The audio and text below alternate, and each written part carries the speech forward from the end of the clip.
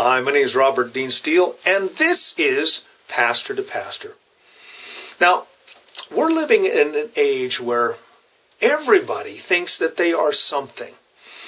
I belong to a particular group of pastors, and I'll use this very carefully, where there are people who say they're prophets, and they're pastors, and they're evangelists, and they're elders, and they're deacons, and they're teachers. And I've listened to them and I've said, I don't think so. Well, I want to give you some very practical advice. Focus on what the people need and the help that they need. Focused on the least of these. You say, what do you mean focus on the least of these? By all means offer Jesus, but don't neglect the physical needs of someone, the emotional needs of someone, the intellectual needs of someone. God has called you to minister to the whole man. There are many preachers who go around and say, well, God has called me to preach the gospel, and then they're harsh, and they're blunt, and they're unkind, and they're unforgiving. You know what? A pastor is a shepherd. A shepherd is someone who cares and feeds the sheep. David, when he was using the analogy of Psalm 23, he said, he leads me by still waters. What that literally means is that the shepherd is always looking for the still waters. He's not looking for the rushing torrent when he puts his sheep. He's looking for pasture, places where people can eat. We are responsible to feeding them spiritually, but we also need to be there helping them when they're in that difficult place. When a family is falling apart, they need their pastor. When a marriage is coming apart, when a marriage is in trouble, they need to have godly counsel, and you need to be there for them, helping them. Pastors are called to be shepherds. Sometimes we need to put our loving arms around our parishioners. Sometimes we need to just put a hand on their shoulder.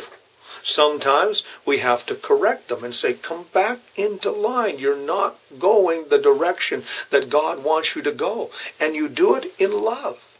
You see, our job is to edify, exhort, and comfort. That's what we're supposed to do. That means we're saying to them, I believe in you, and I believe in God's ability to be able to touch your life. I'm going to exhort you and encourage you to be the best believer that you can be. And we are to comfort them. Now, sometimes, one pastor said to me, well, my ministry is a ministry of rebuke. And so that's exactly what he did. And the problem was he didn't stay in the ministry too long because he didn't understand that people are people.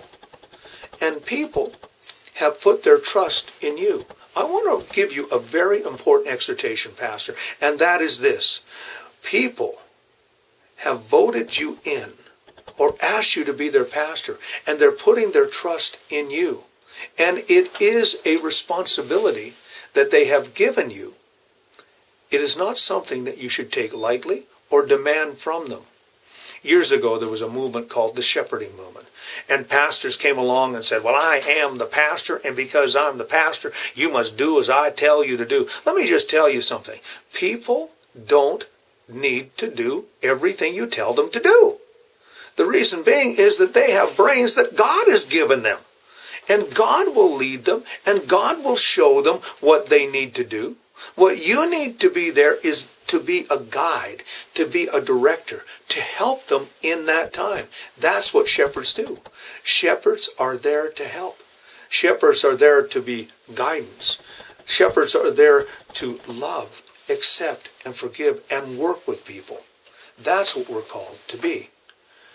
To do something beyond that, well, you know what? You're stepping in a realm that you shouldn't be involved. You know what? We're there to help them. And above all, be their friend. That's a really good piece of advice I'd like to give to you today. My name is Robert Dean Steele. This is Pastor to Pastor. You have yourself a great and godly day.